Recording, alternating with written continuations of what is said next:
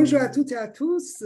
Je présente tous mes remerciements à la chaire de la mondialisation et à tous ses membres, son directeur, les membres de jury, les professeurs, les services administratifs, les intervenants, les participants et tout le monde. Et encore merci à l'Université Laval. J'aimerais vous parler de l'impact de la mondialisation économique sur la santé mondiale, qui est un sujet très vaste et que je suis obligée malheureusement de raccourcir ici. On avoue que la crise sanitaire mondiale de la COVID-19 a eu des conséquences sanitaires et économiques dévastatrices durant les années 2020-2023.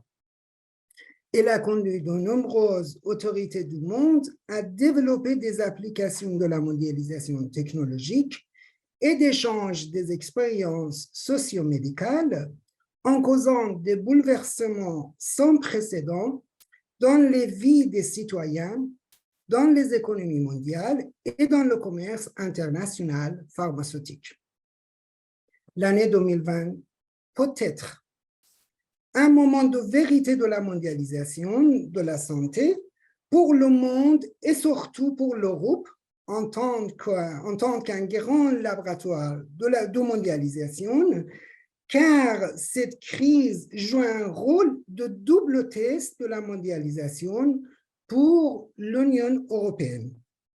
Le premier concerne la résilience de son système technosanitaire et de sa gouvernance. Le deuxième concerne sa capacité à préserver sa cohésion et ses valeurs en face de la mondialisation. La question que je souhaite aborder ici porte sur les enjeux de la mondialisation économique dans le domaine de la santé et du commerce, des services de santé et les rôles des organisations internationales pour lisser et accélérer cette mondialisation. Bien que de nombreuses questions liées à l'encadrement de la mondialisation de la santé et à sa protection économique restent en suspens. Pour expliquer ces enjeux, il faut étudier l'évolution des concepts de la mondialisation. Chaque terme de cette évolution mondiale comporte pourtant un certain nombre d'équivoques qui appellent un examen juridique plus attentif. La reconnaissance de certains principes d'application générale de la mondialisation révèle d'une part l'existence d'une communauté de valeurs entre tous les États. D'autre part, le développement sanitaire et environnemental en relation avec l'explosion de flux transfrontières révèle un droit conçu et appliqué en dehors de l'intervention d'État.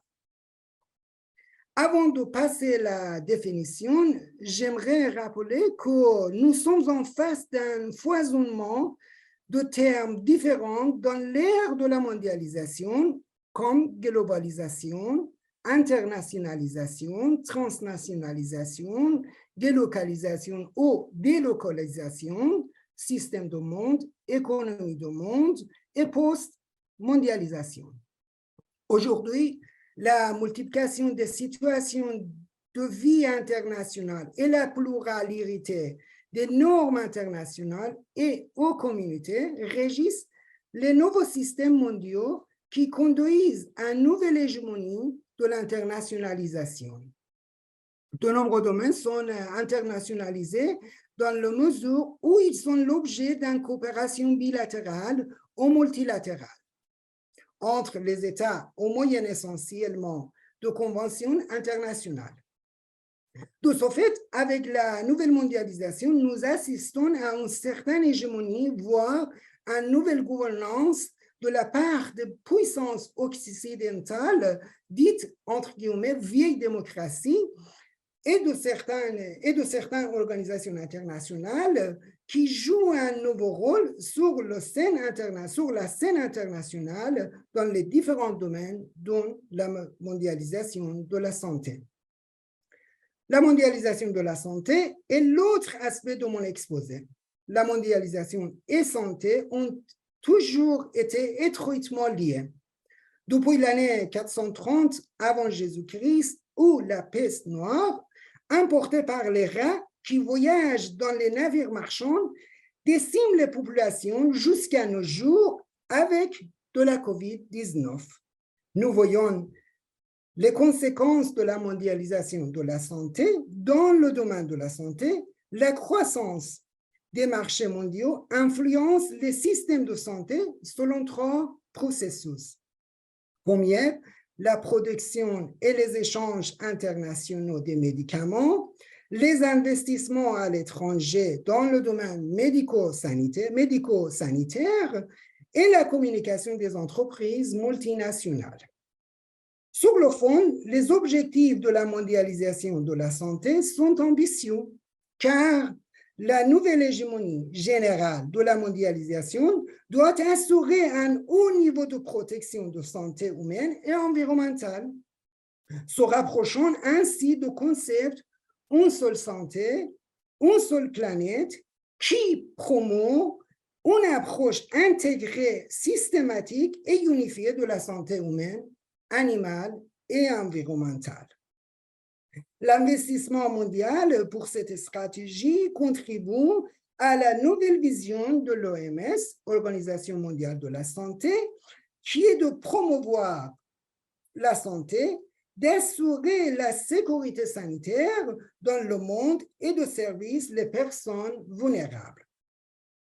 Comme je l'ai déjà mentionné dans le titre de ma communication, les enjeux de la mondialisation économique vers la santé mondiale ou vers la mondialisation de la santé et ces nouvelles technologies soulèvent trois grands défis, à savoir les échanges commerciaux de la santé, les normes et le développement technologique de chaîne mondiale de la santé, et enfin, les impacts de la mondialisation sur la santé. Or, la santé est l'un des secteurs de la mondialisation économique qui présente la croissance plus rapide au monde. En raison de divers facteurs économiques, sociaux et technologiques, la santé et ses services sont devenus une matière de nouveau commerce mondial. C'est dans cette perspective que le programme de l'Union européenne pour la santé 2021-2027, conjugué à d'autres fonds de programme, permettent de s'attaquer aux problèmes de santé sous une variété d'angles. Comme nous l'avons entendu avant, concernant les défis de changement climatique, il est également nécessaire de lutter contre les problèmes de santé provoqués ou aggravés par ce changement mondial. Il existe de multiples liens directs et indirects entre la mondialisation et les déterminants immédiats de la santé mondiale. Dans la vision dominante, un système de santé mondialisé repose de toute évidence sur le pouvoir des marchés mondiaux et des réseaux de réglementation sanitaire nationaux et internationaux. Nous voyons alors la mondialisation apparaît dans une configuration économique différente de celle évoquée par le concept économique de la santé, car elle intègre les conditions matérielles et technologiques, les marchés de production et les activités qui restent nécessairement localisées. C'est la raison pour laquelle la santé mondiale a besoin de programmes et de nouveaux investissements en priorité axés sur les nouvelles technologies pour le développement des sections sanitaires. La charte de Bangkok 2005 définit les mesures et les engagements nécessaires pour agir sur les déterminants de la santé par la promotion de la santé à l'heure de la mondialisation. Il est nécessaire d'ajouter que le progrès technologique en général et la nouvelle technologie de la santé en particulier sont les facteurs essentiels des améliorations des revenus et de niveau de vie. Cependant, les nouvelles connaissances et technologies ne se développent pas nécessairement partout en même temps. Une interrogation est ainsi abordée. En quoi la mondialisation a-t-elle contribué à l'inscription de la santé au programme des gouvernements du monde et des organisations internationales? L'investissement direct étranger dans ce domaine est devenu un facteur important de l'ère de la mondialisation économique pour apporter des capitaux sanitaires ainsi que des emplois, des nouvelles technologies et des compétences en gestion à de nombreux pays en développement. Certains pays en développement ont tiré d'importants avantages de ces investissements en termes de développement économique et d'amélioration de niveau de vie.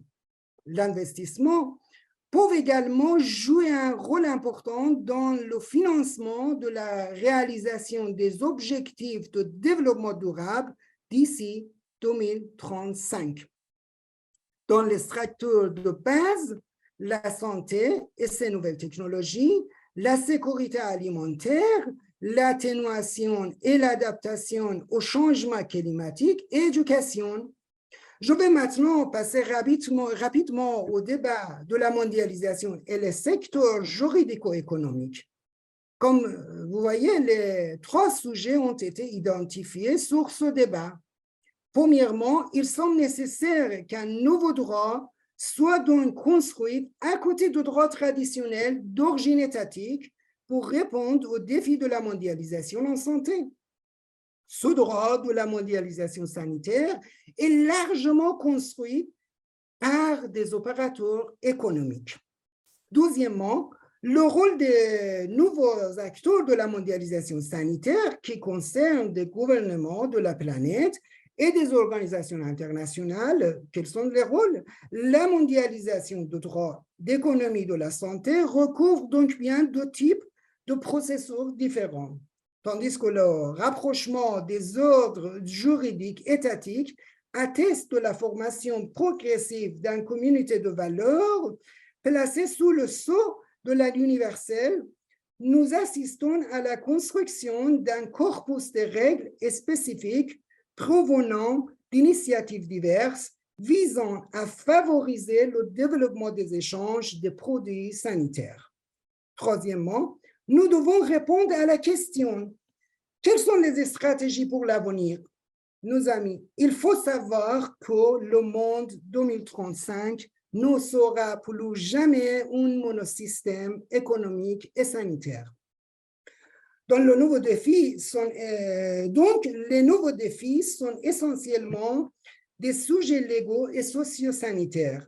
Ces nouveaux défis n'ont pas encore permis de trouver les formules capables de réduire les risques mondiaux pour la santé ou de le supprimer.